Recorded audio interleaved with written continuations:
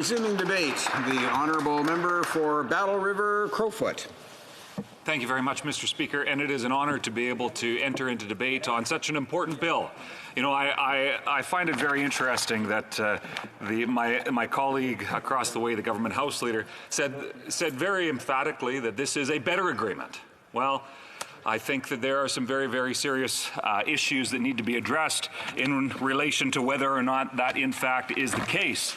You see, it's interesting that even in the course of debate over the last number of days, and some of the very serious questions that Conservatives and other parties in this House have been bringing forward, that there are serious unanswered questions about the impacts that this new trade agreement will have on Canada and our role in the integrated North American market.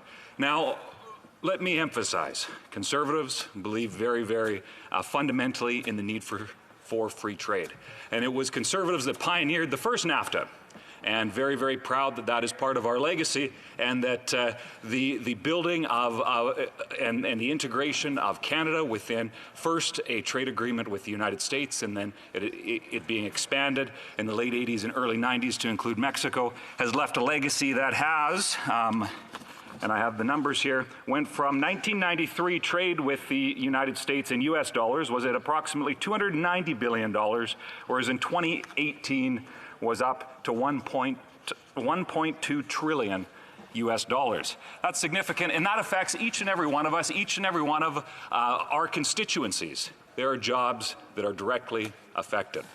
Now, I would suggest, Mr. Speaker, that this agreement is simply a reworking of the old agreement. It's referred to as CUSMA, USMCA in the United States, and you know, I think that I would more accurately describe it as NAFTA 0.5 or HAFTA as I referred to it earlier, because it's a little bit like a car.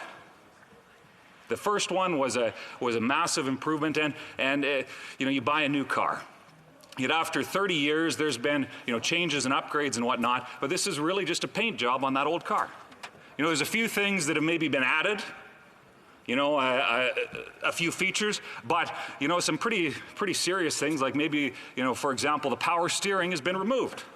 There's some pretty serious things, and I think that one of the big issues that we face here as opposition members is the questions that remain.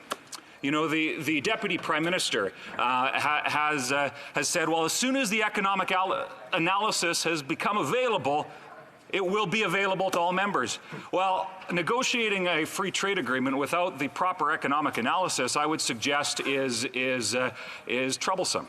And it shows that the government should have been ahead of some of these very, very important issues. And it leads many Canadians, and I know I've had many Canadians reach out and say, it is important that we have this agreement. Devastating consequences will happen if it doesn't go through. But they are not pleased with the way that the negotiations took place, the uncertainty that's existed over the last number of years, and in large part, I would suggest, to the actions, and in fact, some very actions that were just kind of left your mind boggled, really, quite frankly. That the Prime Minister would stand up and almost insult the President of the United States in a press conference. And the President responded quickly with some tweets saying that he heard what the Canadian Prime Minister had said. That set Canada back. The fact that the Deputy Prime Minister had participated in some events in Washington that I, having been a political staffer myself, Mr. Speaker, it should have been the advice of the professionals, and maybe you avoid doing things that would draw the ire of those who you are supposed to be coming to find agreement with. Yet we saw time and time again that the actions of the members opposite in the last session of Parliament led to some very, very significant sacrifices, I think, being made. I think that, and in fact, and I I do want to give credit where credit is due. The members opposite provided some of the officials to come and speak to members of the opposition this past week, where there was a briefing to outline and give the opportunity for members of the opposition to ask questions regarding the new NAFTA agreement, and it was very much appreciated. But some of the answers to the questions led to more questions, of which have not, still have not been answered. In fact, I find it very interesting that the members opposite brag about the environmental provisions. Now, it is my understanding that many of the environmental provisions that are included in the NAFTA agreement are simply the enshrining of many of the bilateral agreements and trilateral agreements that have been negotiated since the 1993 version to today. They're simply included in the new agreement. Now, that makes sense, but I find it ironic that the members opposite would claim credit for somehow those all being, part of their part of the agreement, when really it's been the concerted effort of not only the government across the way, but the previous Conservative government and then previous Liberal governments before that, to continue the evolution of trade within the integrated North American market. And when asked specifically to the officials, and it was one of the members in the other party that asked specifically about some of the environmental promises that were made, that the Prime Minister and the Deputy Prime Minister and other members of the government at the time stood up and said, these are our priorities. When asked, our incredibly talented negotiating team that have done lots of good work, when asked if they accomplished those objectives, the answer was pretty unequivocal in saying, hardly at all. I'm not sure if hardly at all represents what was the words that the Government House leader used, that this is a better agreement. I quote, "This is a better agreement," unquote. When your lead negotiator is saying, we didn't get what we wanted. I think that the sunset clause is another great example. When the president's son-in-law, a core advisor, comes out and says, look at this 16-year expiry, it'll be reviewed after 6 years, and it expires after 16 years. It was in the beginning a non-starter for the members opposite. Said it could not happen. Well, suddenly there's a lot of things that they said could not happen that have happened.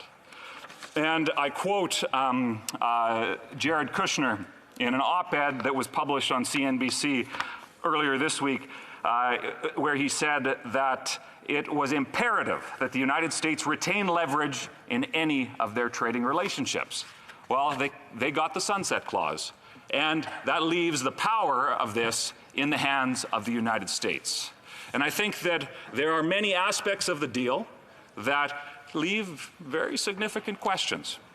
We have examples time and time again where the questions of trust, can it be trusted? Well, I'd like to say yes, but many of my constituents remind me on a daily basis, and I am pleased to have a very strong mandate to ask some of these tough questions, to say, my constituents don't trust the actions of this Liberal government. Whether it be the environment, whether it be the caps on vehicle production. There were not caps before, but there are today. Now the government says, oh, well, they're so high that it won't matter. Well, that's not very optimistic. That's not a very optimistic outlook on the Canadian economy. Steel and aluminum, they say, oh, well, the 70% is there, so it's better than it was before. Well, my understanding is that there was not a need for those caps in the past, because virtually all the aluminum specifically came from, and they couldn't get the same protections on aluminum that they got on steel. Those are serious questions.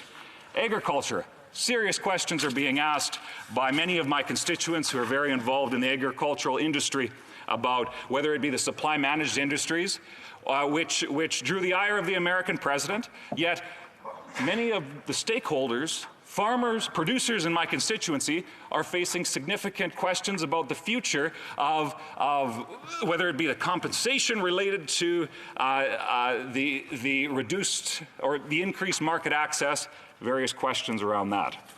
So, Mr. Speaker, real questions of trust exist. Now, I'm proud to support free trade, and I'm proud that our party has been the party of free trade, and but it is important that Conservatives fulfill the democratic obligation that we have to ask the tough questions of this agreement and ensure that Canadians know exactly not only what we're signing, but the long-term effects that this agreement will have on the current status of our country, but also future generations. We're talking about the economic future of our country, and it's important that these difficult questions be asked. So, Mr. Speaker, I look forward to being able to answer questions from my honourable colleagues after this. Thank you. Questions and comments. The honourable member for Surrey Newton. Contrary to the honourable member from Battle River, Crowfoot, Alberta, when I talk to British Columbians and I talk to people in Surrey Newton, they are very happy that we concluded this agreement because it was very important for small businesses, medium-sized businesses, and workers to have stability and predictability. And not only people in British Columbia, in fact, in his own province, his premier says that Jason Kenney, is very happy with this. My question through you, Mr. Speaker, to this honourable member, would he be able to stand today in the House in the afternoon, would be able to support this agreement? Member for Battle River, Crowfoot. Thank you very much, Mr. Speaker, and I appreciate the question. But I think that that the premise is it's important to acknowledge aspects of what he insinuated in the premise. Yes, we need this agreement. We need an agreement. However, we have a democratic obligation to make sure that the tough questions get asked. And I think that the question of trust, which I referred to a number of times throughout my speech, is absolutely key. Canadians do not trust necessarily that this government negotiated the right deal for Canada. Now, a deal is better than no deal, no question. Yet there are many aspects of this deal, and in large part to the actions of the government opposite, that have led to poorer outcomes compared to what we had. So I think that there's very, very serious questions. Now, I do plan to support this, but it needs to be studied properly to make sure that all the outstanding questions can be answered, and for the government to suggest that members opposite should simply rubber stamp a deal without asking those tough questions is, quite frankly, not a accurate representation of the job that each and every one of us have to do in this House. Questions and comments. The honourable member for Jonquière. Thank you, Mr. Speaker, and I'd like to thank my colleague for his excellent performance. He pointed out that the government ratified the agreement without having done any impact assessments of the potential consequences.